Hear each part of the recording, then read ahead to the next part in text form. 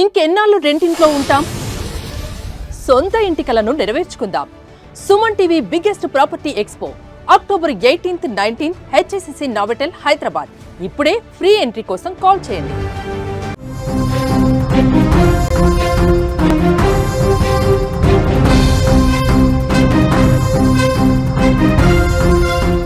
పాకిస్తాన్లో టీఎల్పీ నిర్వహించిన ర్యాలీ రణరంగాన్ని తలపిస్తోంది. పాకిస్తాన్లో చాలా ప్రాంతాల్లో ఒక హింసాత్మక వాతావరణం కనిపిస్తోంది.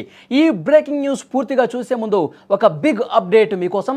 హైదరాబాద్ మొత్తంలో ఉన్న బెస్ట్ ప్రాపర్టీస్ అన్నింటినీ ఒకే వేదిక మీదకి తీసుకొస్తుంది సుమన్ టీవీ.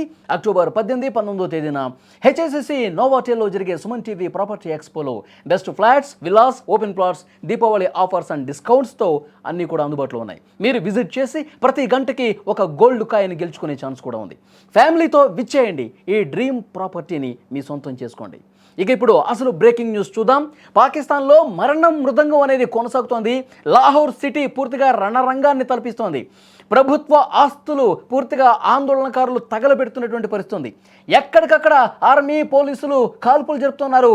ఈ కాల్పుల్లో టీఎల్పీ చీఫ్ సాద్ హుస్సేన్ హతమైనట్టుగా వార్త వస్తోంది. ఈ కాల్పుల్లో 200 మంది చనిపోయినట్టుగా సమాచారం వస్తోంది.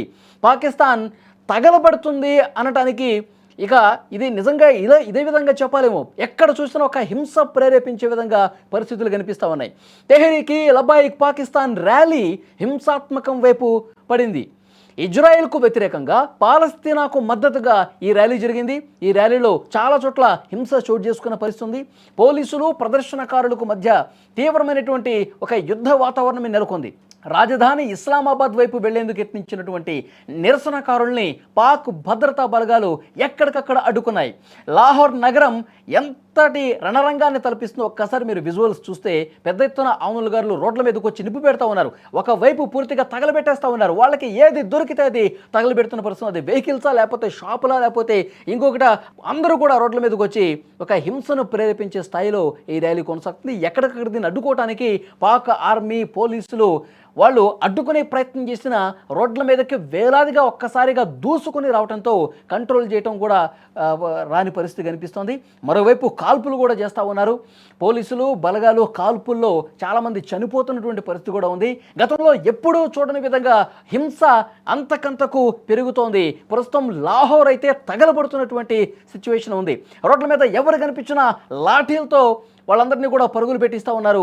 ఆందోళనకారుల మీద టీయర్ గ్యాస్, లాఠీ చార్జ్ కూడా చేస్తూ ఉన్నారు.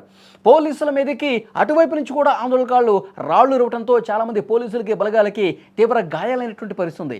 లాహోర్లోని ఆజాదీ చౌక్ సమీపంలో ఈ ఘర్షణలు ఎక్కువగా జరిగినట్టుగా తెలుస్తోంది. వాహనాలకు నిప్పు పెట్టి వాళ్ళందరూ కూడా ఇజ్రాయెల్కి వ్యతిరేకంగా వాళ్ళు ఆందోళన చేస్తూ ఉన్నారు, నినాదాలు చేస్తూ ఉన్నారు. మరోవైపు పాలస్తీనాకే అనుకూలంగా నినాదాలు చేస్తూ ఉన్నారు. మరోవైపు ట్రంప్ను ఉద్దేశించి కూడా చాలామంది అక్కడ ఆందోళనకారులు మండిపడతా ఉన్నారు.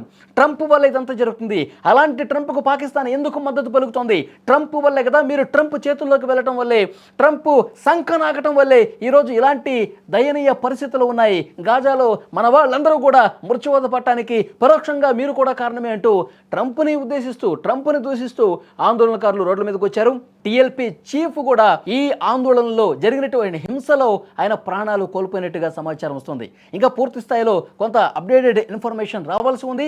అక్కడ ఇంకా ఎలాంటి ఉద్రిక్త పరిస్థితులు ఉన్నాయి, అక్కడ ఇంకా ఎలాంటి ఆందోళనకరమైన పరిస్థితులు ఉన్నాయనేది గంటకి మరింత సమాచారం బయటకు వచ్చే అవకాశం ఉంది.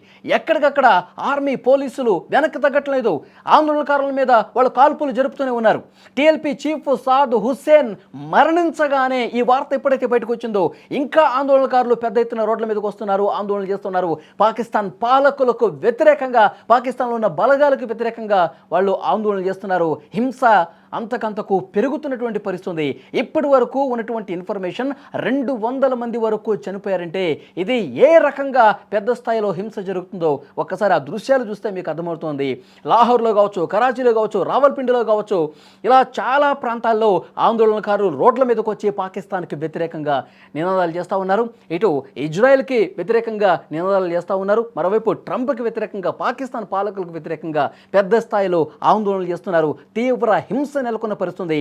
లాహోర్ దాదాపు ఎంతటి హింస కనిపిస్తుందంటే ఎక్కడ చూసినా మంటలే కనిపిస్తున్నాయి. దీన్ని అదుపులోకి తీసుకొచ్చేందుకు శతవిధాల అక్కడ బలగాలు ప్రయత్నాలు చేస్తున్నారు. వాళ్ళు గుళ్ళు కురిపిస్తూ ఉన్నారు. ఎక్కడికక్కడ ఆందోళనకారుల మీద తుపాకీలు ఎక్కుపెడుతుంటే ఆందోళనకారులు ఎవరైతే అక్కడ రోడ్ల మీదకి వచ్చి పోరాటం చేస్తున్నారో వాళ్ళు ప్రాణాలు వదులుతున్నటువంటి పరిస్థితి కనిపిస్తుంది. ఆ హింసకు సంబంధించిన దృశ్యాలు మీరు కూడా స్క్రీన్ మీద చూస్తున్నారు. కొద్దిసేపటి క్రితమే 200 మంది చనిపోయారని ఎప్పుడైతే వార్త వచ్చిందో ఆందోళనకారులు ఇంకా ఆందోళన విరమించట్లా, రోడ్ల మీదకి వస్తానే ఉన్నారు. హింస ఎక్కువ అవుతున్న పరిస్థితి కనిపిస్తుంది. మీరు స్క్రీన్ మీద చూస్తున్నారు లాహోర్లో ప్రస్తుత పరిస్థితి.